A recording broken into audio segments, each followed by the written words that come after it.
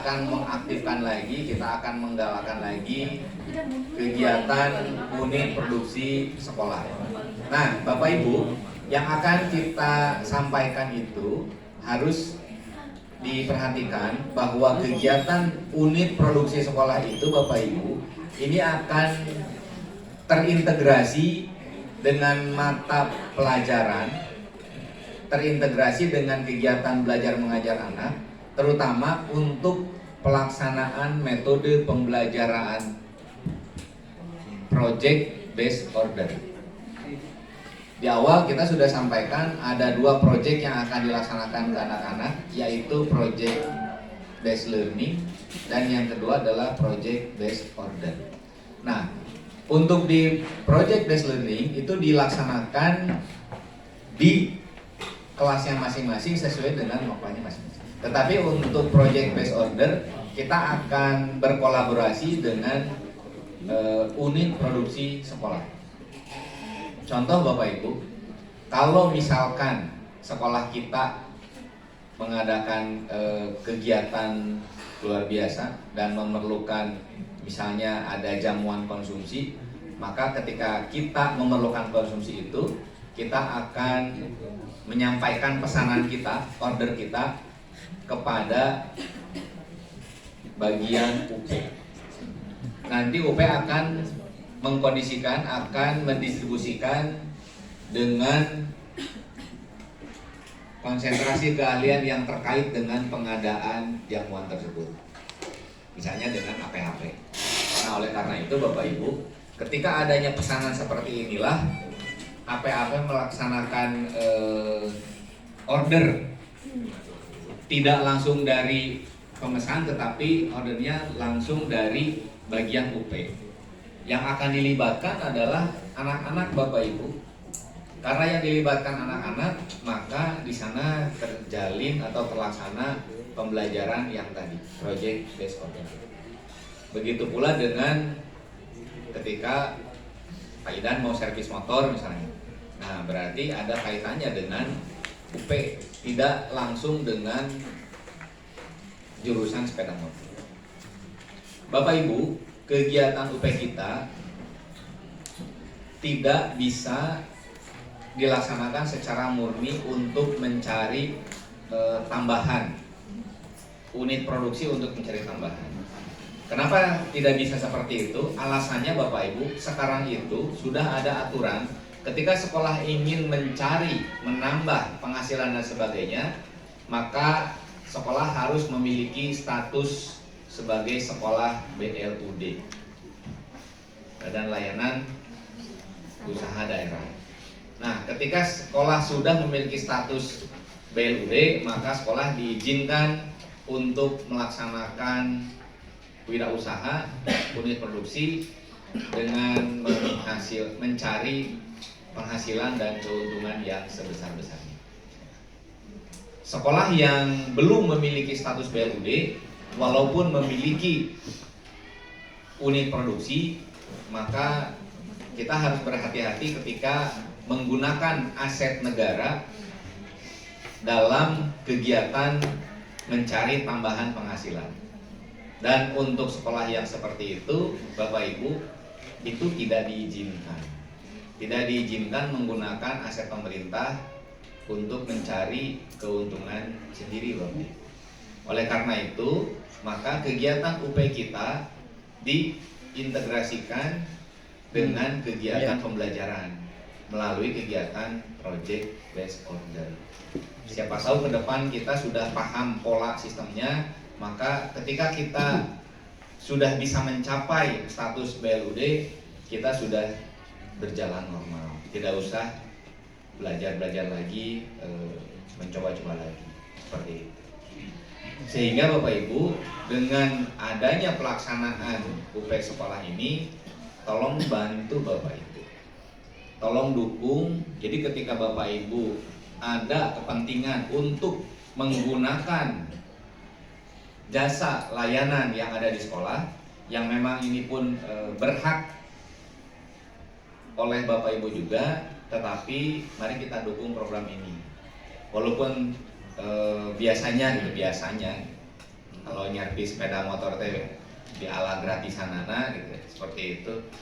Mungkin untuk pelayanan jasa tidak ada tarif, tapi kita akan mencoba bersaing dengan bengkel-bengkel umum di luar. Walaupun dengan istilah saridona, tetapi nanti pengelola itu akan membagi persentase dengan pelaksanaan kegiatan UP. Nah, Bapak Ibu, kalaupun misalkan Bapak Ibu ada acara kebetulan minggu depan mau ulang tahunan gitu misalnya ya, mau pesen jamuan konsumsi, bolu dan sebagainya ke APHP, jangan berbisik-bisik Bapak Ibu. Bisik-bisik ke Bu Anis, bisik-bisik ke Bu Suci, oh iya kayak gitu, pesen lah anu. Tapi wayahna Bapak Ibu, wayahna ketika nanti Bapak Ibu pesan ke Bu Anis, pesan ke Bu Suci atau Pak Septia, mereka pasti akan membelokkan silakan pesan dulu ke bagian UP, seperti itu. Mudah-mudahan Bapak Ibu karena ini adalah UP sekolah, kita sebagai orang yang terlibat di dalamnya, pegawai sekolah juga gitu. Asa piraku gitunya, asa piraku hargana di atas gitu, seperti di atas harga normal. Nah, Bapak Ibu, yang kedua kaitannya adalah dengan koperasi. Bagaimana dengan adanya koperasi?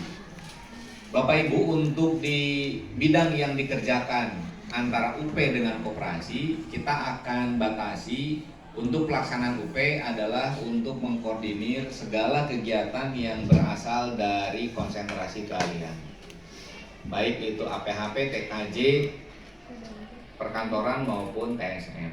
Jadi ketika kegiatannya berangkat dari jurusan servis, pesan makanan, pesan spanduk, kemudian jasa layanan administrasi yang datangnya dari jurusan, itu akan dikelola oleh unit produksi sekolah. Tetapi kalau kantin, pengadaan atribut, baju, piknik dan sebagainya itu akan dikelola oleh koperasi. Kalaupun nanti Bapak Ibu ternyata di rumahnya punya atau mengembangkan usaha, akan dititipkan untuk bisa dijual di sekolah, maka itu hubungannya dengan koperasi, seperti itu. Sehingga bidang pekerjaan antara UP dengan koperasi itu tidak akan saling berbenturan, tetapi ada perbedaan yang jelas. Nah, Bapak Ibu, kenapa ini perlu disampaikan? Karena yang tadi kita harus istilahnya menerapkan pola pembelajaran untuk menanamkan karakter kewirausahaan kepada anak didik kita. Maka salah satu peluangnya yang ada di kita harus kita aktifkan. Jangan kita abaikan, jangan kita antep begitu saja, tetapi semua peluang yang mungkin terjadi, mungkin bisa kita raih, maka akan kita coba laksanakan. Dan tentu saja seperti biasa Bapak Ibu, kita akan menerapkan trial and error. Laksanakan dulu, kemudian kita evaluasi sampai di mana capaian. Yang tema kedua Bapak Ibu kaitan dengan pelaksanaan UP, karena tema yang kedua ini mungkin berkaitan pula, bukan mungkin, sangat berkaitan. Karena di sekolah itu Bapak Ibu, apalagi sekolah kita belum memiliki status BLUD, keberadaan posisi keuangan yang sangat membingungkan kita itu akan terulas di sana. Sekolah menerima 3 sumber dana, yang 2 dari pemerintah, dari BOS dan BOPD, yang kedua adalah dari komite. Untuk BOS dan BOPD Bapak Ibu, itu regulasinya sudah jelas dan itu adalah penggunaannya habis pakai semua. Sekolah hanya menerima titipan saja. Kalaupun ada rekening juga sebagai rekening titipan yang kemudian harus disalurkan habis Bapak Ibu. Tidak boleh ada sisa, tidak boleh ada kembalian.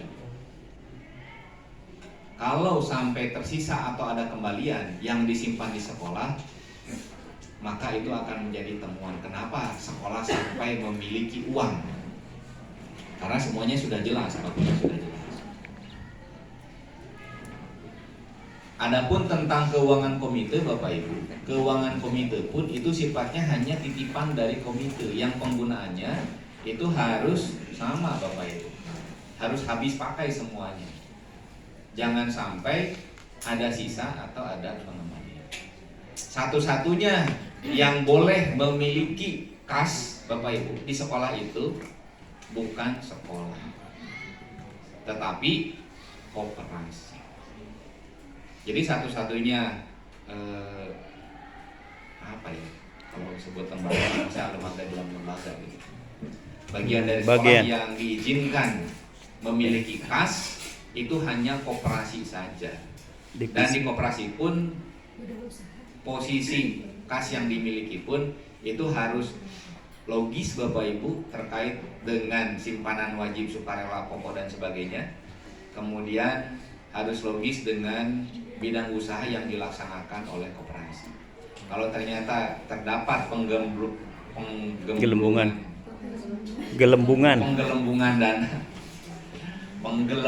dana di kas koperasi pun itu akan menjadi temuan. Nah, Bapak Ibu, oleh karena itu dengan adanya koperasi dan unit produksi ini, mungkin kita akan mencoba bukan untuk mencari penghasilan tambahan, Bapak Ibu, tetapi yang pertama adalah kita menanamkan karakter dulu kepada anak-anak dan kepada kita semua mengenai tujuan diadakannya sekolah sebagai pencetak wirausaha.